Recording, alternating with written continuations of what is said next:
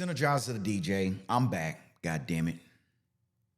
Um, I got a bone to pick with a lot of you old head hip hop niggas. What the fuck was y'all on when y'all start hating and dissing my nigga MC Hammer? What the fuck was y'all on? Cause if you look around talent-wise, there were some very distinct talents that came through hip-hop that has not been matched. It just hasn't. So what the fuck did y'all have better to offer when y'all had a man like MC fucking Hammer in y'all generation? Who else has matched that? I don't want to hear no motherfucking Soldier Boy. Who else has matched that? MC Hammer wasn't fucking sagging. MC Hammer came through. His body game was right. He worked out. He had a healthy physique. He came through pure energy. His vocals, he sounded masculine. He was about good, positive, just the energy and the vibe on what he was promoting. And he was a pure entertainer. And that's just on the music side. So not only did he do all those things, but then he turned around, and if you looked at what he promoted getting the people out the hood. So he knew where he came from. This goes back to Boys in the Hood. He knew where he came from. And he knew those around him needed a way out. They needed a perspective of the world that he was able to see. And it looked like for them, only he was able to offer him. But if I don't know nothing else, I know this. You can't take everybody with you. But I don't knock him for that. I don't knock him for that. Because what that showed me was his good heart. What that showed me is that he was willing to do more for the people than them people was willing to do for themselves. What that showed me is that, see, all y'all rappers now talking about niggas getting it out the mud and I'm gonna bring my niggas with me and all that other good shit. MC Hammer real life lived it and did it. So what the fuck was you old niggas on? Now y'all be talking about how much of a pure hip hop head you are and all the other good shit. A lot of you old niggas owe that nigga an apology. Cause them other niggas that y'all endorsed that was coming in after him was on a bunch of bullshit. Including Tupac motherfucking ass, who also came and took a stab at dissing Hammer. What did Tupac bring to the table? Now, granted, we felt what Tupac was saying. Granted, we in a sense, recognized what he was, because he was the epitome of what he was. But at the end of the day, he didn't offer nothing any fucking better. Go listen to that Tupac shit now. Tupac got his club hits and them common hits that you could record, that you could jam in the car, that his most common music. But if you listen to Tupac music, eventually that shit get motherfucking depressing. It just does. You'll start watching your goddamn back with all your enemies. That shit get old. And his rhyme pattern, I think the way in which he was producing music so fast, it didn't really give the ability for his cadence to really change. So some of it was really microwavy in a sense.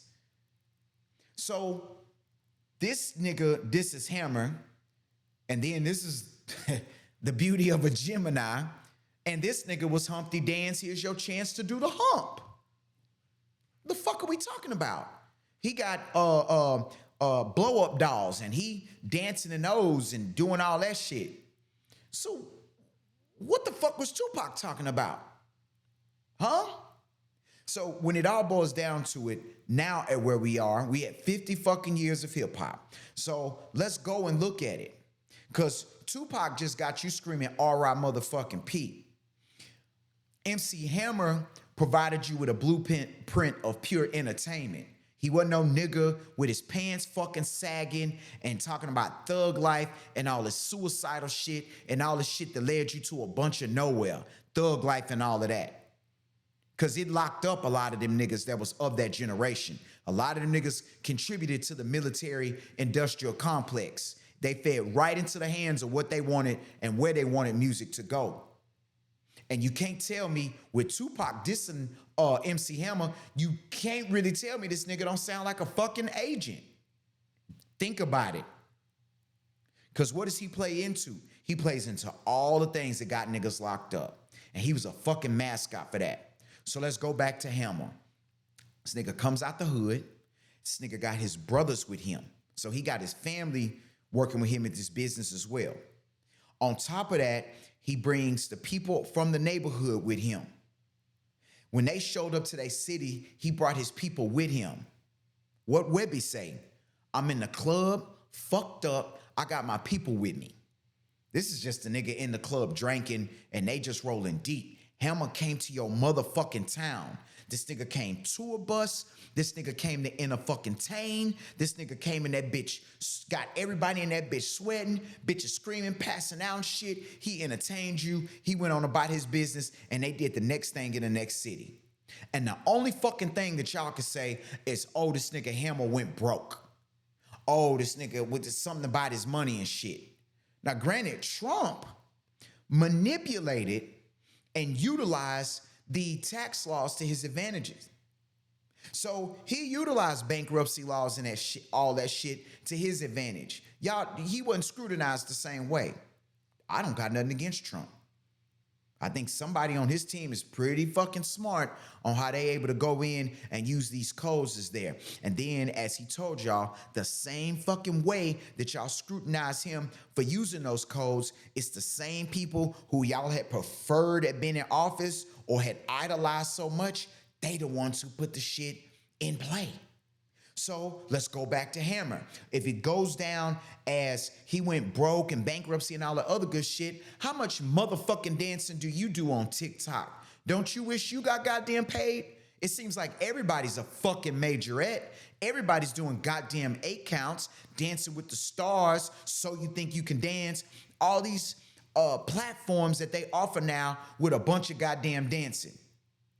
Hammer was doing this because this is what he did. This is what he loved. This is what he epitomized. He was that. And then for anybody else that he saw and he wanted to provide them with the platform and the ability to do so, he brought them along with him.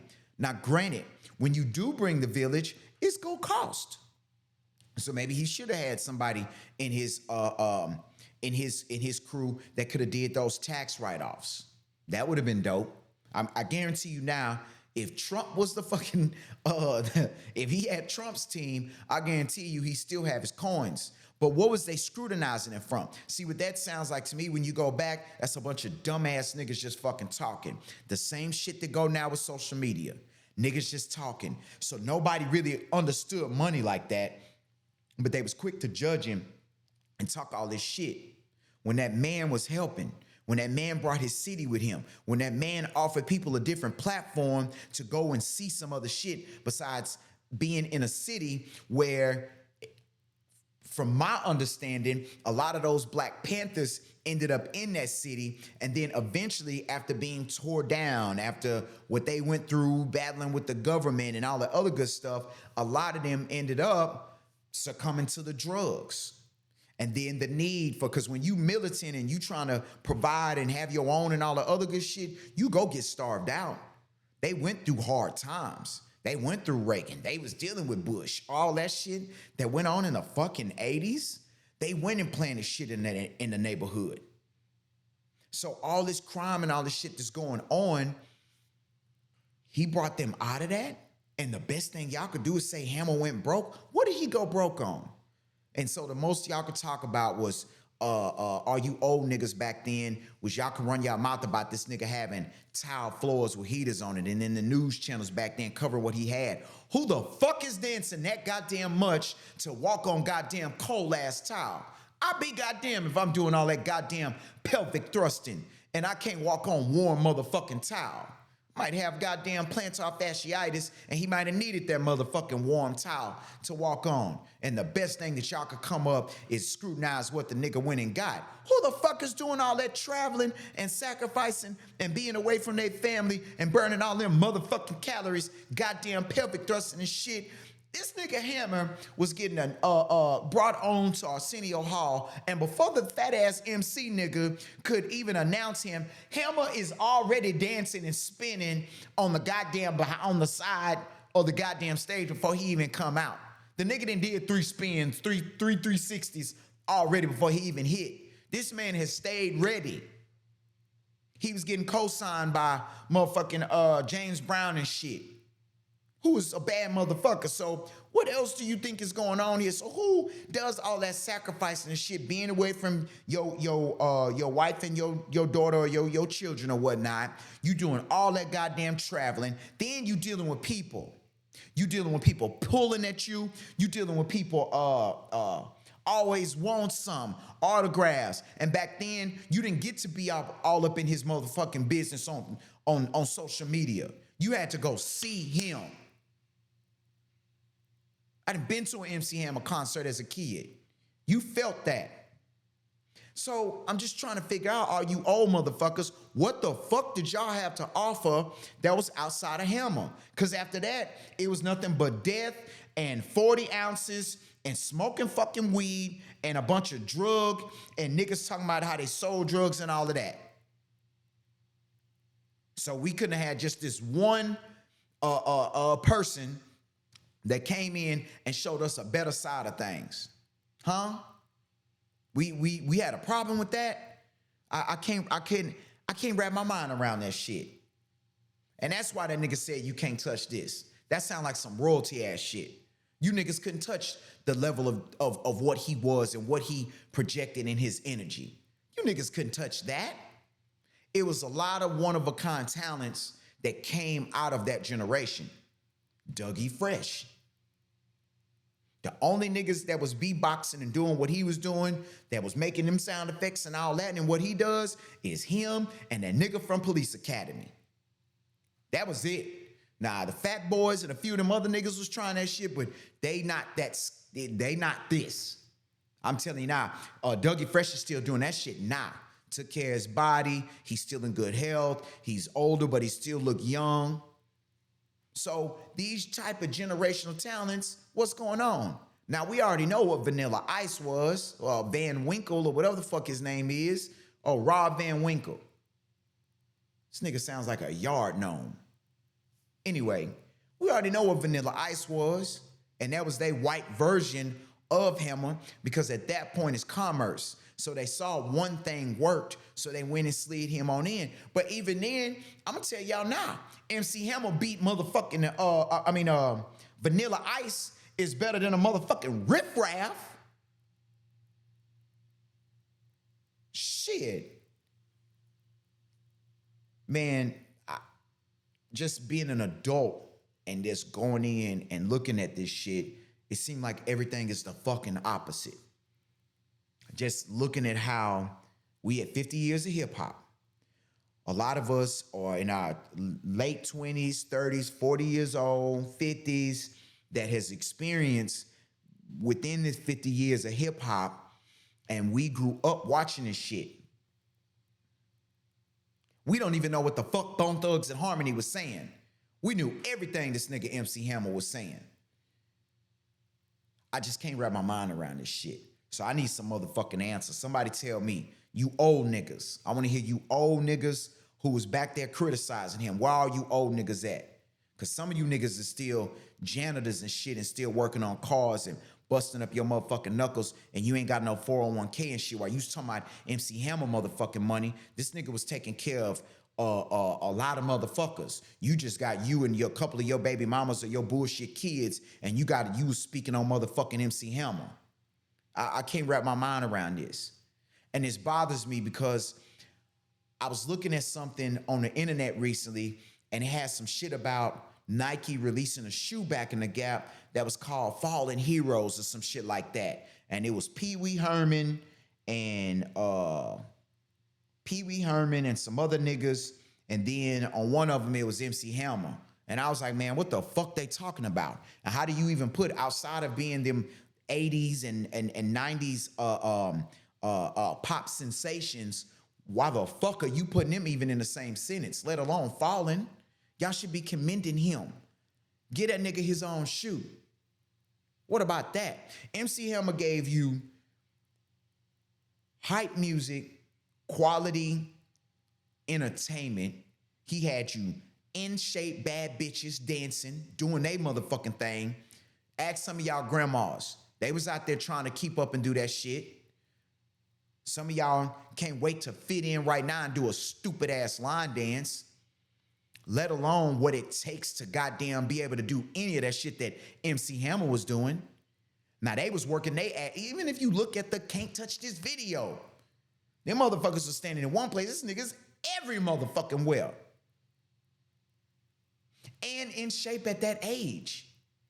Take the average nigga that was MC Hammer's age at the time that he was doing this and look at them niggas now. Them niggas is on drink, them niggas is on fucking drugs, and they fucking in their goddamn emotions and feelings, and a lot of these niggas is out of shape and pants is around their goddamn back of their knees. So how the fuck was you niggas speaking on Hammer with a generational talent like this? Again, I take this personal because when I look at it, he wasn't promoting drugs, he wasn't promoting nothing negative, and this y'all thought process was just on some backwards bullshit. And I see now how that's just been perpetuated over and over and over. So think about that shit again. Go look at that nigga shit. Go look at the nigga title name of his songs and shit. It's the reason why you couldn't touch that. It's the reason why that was a thing. And he didn't just sample the shit. He got Rick James to assist this nigga in the sample. So that's justice in its own. So then he was even musically coming through and getting that knighting from the other generation. Then he even slid in every now and then and hit you with something like, have you seen her? And then for those who are religious and you in a church house and all the other shit, then he hit you, that's why we pray. So he putting y'all up on just small things that he's giving praise to and what he's providing. And you mean to fucking tell me the best thing that y'all could come up with is talking about, oh, this nigga went broke? That's the best y'all can come up with? It wasn't the stadiums that he sold out. It wasn't all the people that he touched. It wasn't a positive message. It wasn't a good energy. It was none of that y'all wanted to speak to. You just talking about a nigga go broke. A lot of you motherfuckers go broke every motherfucking week, every motherfucking bi-weekly, every motherfucking month. A lot of you especially you old motherfuckers. A lot of you niggas who had MC Hammer name in your motherfucking mouth, a lot of you niggas go broke. Way more times than he ever motherfucking did. So that shit wild to me. But let this be a lesson to the people around you. When you are doing and you walking in your purpose, that man was walking in his goddamn purpose. And then for the people who was around him, yeah, when the money dried up or whatever the case may be, a lot of you motherfuckers should have been dancing for motherfucking free and donated your goddamn services. All y'all should have did whatever y'all could in y'all energy collectively to get that man back on top or to do whatever y'all can. Now, granted, I get it. Y'all got bills and all that shit too. But I bet you a bunch of y'all was just a bunch of roaching ass motherfuckers leeching off this nigga who really real life did the work to get there. Then provided you a platform to do something. What the fuck was you? Was you contributing? Huh? Man, that shit, the inner child in me is now speaking on this shit. That's what it is. It's the inner child in me that can finally say a cuss word and speak up on this fucking bullshit that y'all did to us in this generation of this hip hop shit. We go celebrate 50 years and all that shit, but we calling out some bullshit too. And that's the thing. It needs to be a reality check about what's going on. A super reality check. There was a lot of positive that could have came with this. A lot of positive. But y'all went and fucked and jaded the images of those who did come and set us up in a particular way to just even see that perspective in that type of man. For those young men who didn't have them men that those type of men to guide them or have that example or know what to look at. But you want us to look at fucking Tupac? The fuck out of here. That shit wild. I want my kid to be like him any day over a fucking Tupac. I can't wrap my mind around this shit. So, young men, young women, shit, whoever the fuck you are, walk in your purpose, man. Be careful about those around you. You can't take everybody with you. Know that. Certain aspects about being true to yourself, you got to know that about those people around you. Because when all that shit, when the ship sank, or whatever that little bullshit went out about, whatever his financial situation was, while all these motherfuckers speaking on his money, everybody wanted to jump ship. And he had generated millions for a lot of people.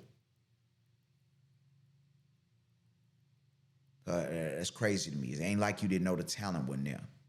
Wasn't like he wasn't what it was. And so even for him, that jaded what he had going on. Because once y'all switched up on him so hard, then at that point, you want to stay relevant.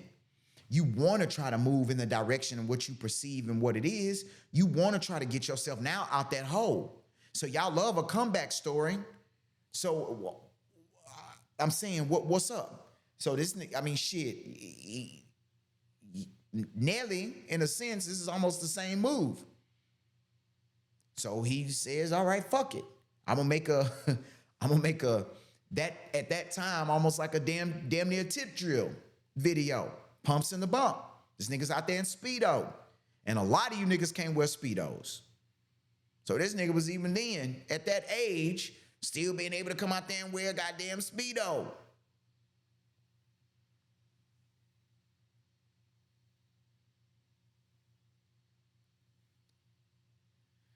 It's a reason why that nigga told you, you can't touch this.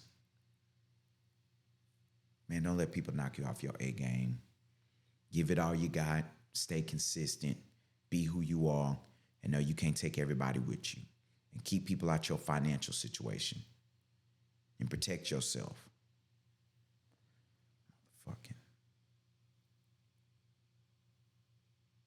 And then motherfuckers try to pull at you. Look the motherfuckers dead in their face and tell them you can't touch this.